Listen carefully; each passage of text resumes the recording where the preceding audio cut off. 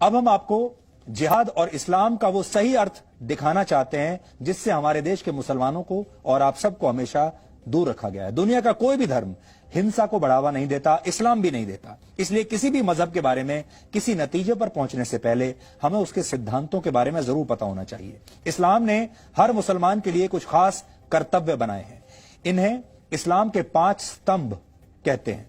इस्लाम का पहला स्तंभ है शहादा, जिसका शाब्दिक अर्थ है घोषणा करना या गवाही देना। हर मुसलमान का कर्तव्य है कि वो इस बात की घोषणा करे कि अल्लाह के सिवा कोई और परमेश्वर नहीं है, यानी वो सिर्फ और सिर्फ अल्लाह में ही अपना भरोसा रखेगा।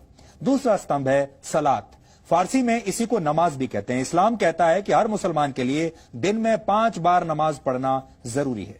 इस्लाम का तीसरा स्तंभ है ज़कात, आप इसे साल में 1 बार किया जाने वाला दान भी कह सकते हैं। हर मुसलमान के लिए जरूरी है कि वो अपनी आय का, अपनी आमदनी का एक हिस्सा जरूरतमंदों को दान जरूर दे, चैरिटी करे, अंग्रेजी में अगर आप कहें तो। इस्लाम का चौथा स्तंभ है सौम, इसे रोजा रखना भी कहते हैं।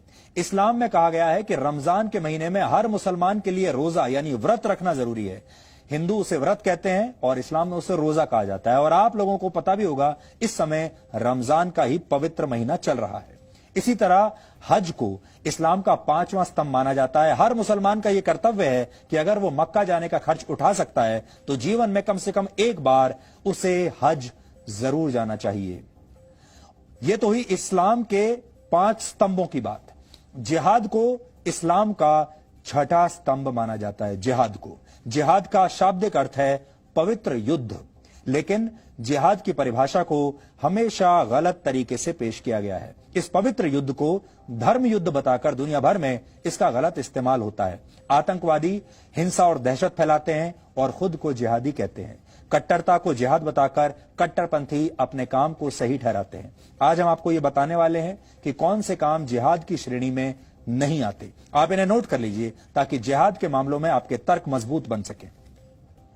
अगर किसी के ऊपर इस्लाम कबूल करने के लिए जबरदस्ती की जाए तो इसे जिहाद नहीं कहा जा सकता। अगर किसी देश या क्षेत्र पर कब्जा जमाने के लिए उस पर हमला किया जाता है तो इसे भी जिहाद नहीं कहेंगे। इसी तरह अगर आर्थिक फायदे के लिए किसी इलाके पर हमला किया जाता है तो यह जिहाद नहीं है। सिर्फ अपनी ताकत का प्रदर्शन करने के नाम पर, लीडर की ताकत का प्रदर्शन करने के नाम पर हिंसा को जिहाद नहीं कहा जा सकता। अगर निर्दोष लोगों, बच्चों, महिलाओं की हत्या की जाती है या उनका बलात्कार किया जाता है, इसे भी जिहाद बिल्कुल नहीं कह सकते। और अगर किसी पर हमला करके उसकी संपत्ति का नुकसान किया जाता है, इसे भी जिहाद नहीं कहेंगे। इसी तरह अगर किसी को हराने के लिए जैविक युद्ध का सहारा लिया जाता है तो इसे भी जिहाद नहीं कहा जाना चाहिए।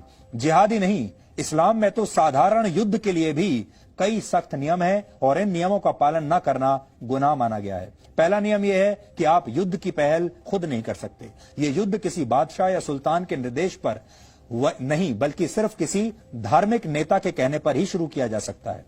ये नियम ये भी कहते हैं कि युद्ध में दुश्मन को भी पूरा सम्मान देना चाहिए और दुश्मन सैनिकों के साथ न्याय करना चाहिए। दुश्मन सेना के घायल सैनिकों का इलाज उन्हें अपना सैनिक मानकर करना चाहिए। युद्ध जितनी जल्दी हो सके उसे समाप्त करना चाहिए। अगर दुश्मन शांति की पहल करे तो फौरन युद्ध विराम की घोषणा कर देनी चाहिए।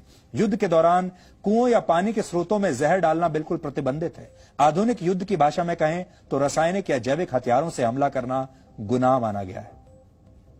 जिहाद की परिभाषा को सदियों से हमेशा गलत तरीके से पेश किया जाता रहा है और इसी का नतीजा है कि हमारे देश में जिहाद पर बात करना आपके जेल जाने की गारंटी बन सकता है। सच दिखाना आपको कोर्ट कचहरी